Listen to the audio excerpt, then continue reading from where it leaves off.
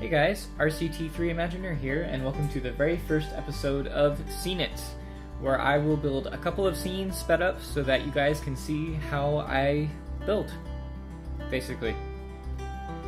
This tutorial series is designed for those of you who already have a fundamental grasp of how to build rides on Roller Coaster Tycoon 3.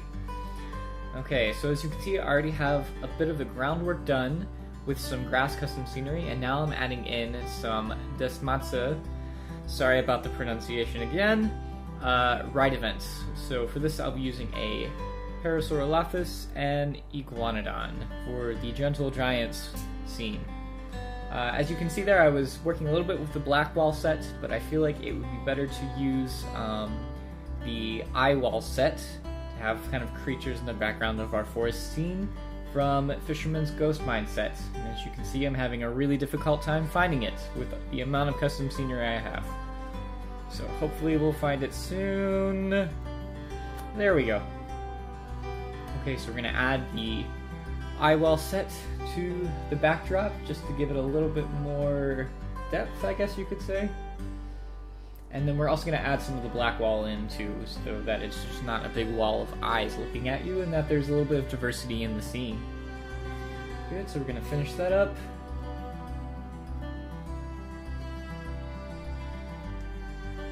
Now it looks like we're going to continue on the black wall set all the way around.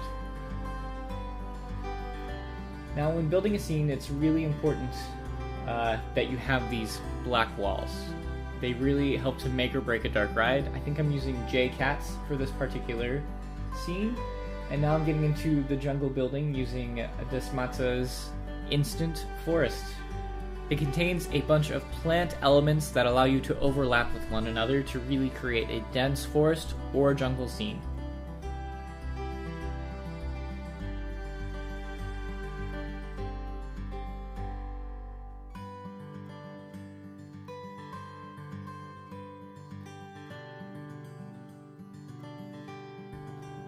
So as you can see here, I'm trying to make it really thickly placed to represent a jungle scene, and I'm using as many different types of tropical plants as possible for this, because you're trying to recreate a Jurassic scene, basically. Alright, so I think I'm going to go on and keep doing this for a couple more minutes. This is why I'm glad I sped this up, because this could be really boring just watching me place trees for 30 minutes. Now we're adding some in-game giant ferns just to thicken up the brush.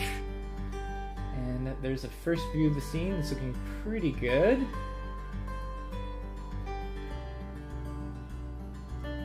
And now we're going to add in some lighting with the DRP ambience.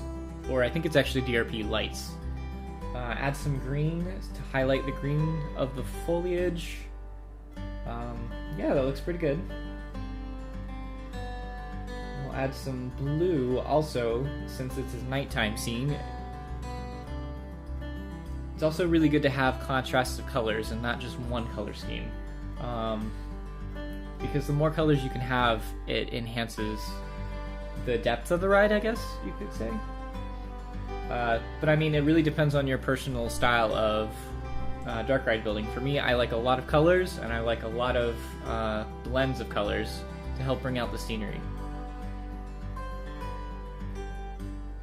Good, I think what we're going to do now is add the Old Spice star walls so that you can have a starry night scene overhead. I'm just going to add those on there and there. Well, almost. There we go. Great. Now put it in nighttime mode and see how it looks.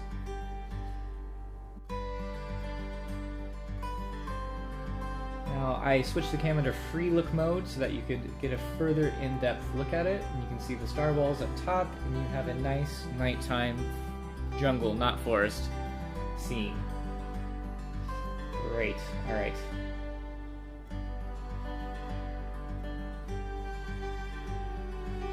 Give you a few more minutes of look time at this before we go on to the next scene.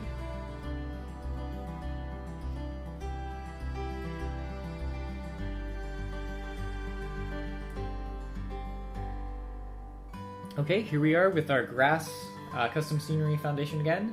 This time we're going to build the carnivore scene with the T-Rex. Also using the same ride event custom scenery. And I think this time we're going to build a canyon around it. Not a cave, but a canyon. So we're going to feature Shy Guy's rock sets for this, using the Jurassic rocks. When you're building a canyon or a cave or anything that is using this particular rock set, try and vary the rocks as much as you can by using the rotate button and the different types of rocks themselves. This will really help to create a more realistic effect instead of the same thing over and over again. And here we're also going to add some eye wall for the cave creatures, even though we're not building a cave. You'll see in a minute. Add some stalagmites and stalactites to it just for a little bit of a realistic effect to it. Keep on adding those rocks. Okay, that did not quite work out. So now we're going to work on building a rock that allows you to peer in to have... We're going to change that so that you can see the eye wall a little bit better. Alright, so we'll keep doing this for a few more minutes, just to really build up that canyon wall.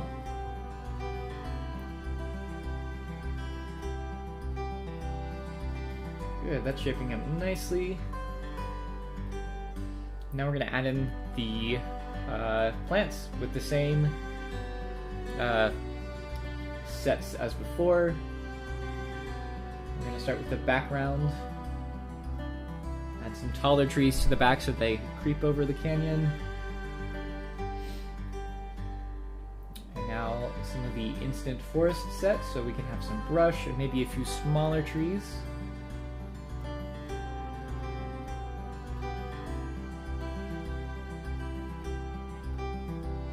Add some trees in there, there. Some more trees. You know, you really can't have too many trees. It really helps to add to the scenery. Alright, and now we're going to add the black walls around to give it an indoor effect. We're going to make these a little bit taller, since the trees are a bit taller in this one. And it'll help to add a layer of depth to the scene as well. Right, so we're just going to keep adding those. This may take a little bit of time.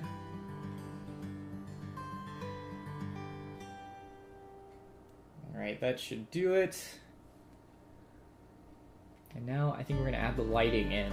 Now for the carnivore, I'm going to use a red lighting because I tend to highlight my villains with darker colors. But we're going to cover that light up with a rock so that it's not so obvious. And we're also going to do the same thing as the previous scene and highlight the trees with green, but we're going to put them a little higher up so they show higher up in the canopy. And since we're working with rocks, I'm going to add a little bit of purple for color, just to highlight that there's another element besides the trees in there. As a rule of thumb, I tend to think of using lights for different parts of the scenery, because if you can bring out each scenery element with different lights, it'll help it to pop out more. And here we've already added the Old Spice Star Wall, and we're giving you a bit of a tour from the ground to see what it looks like.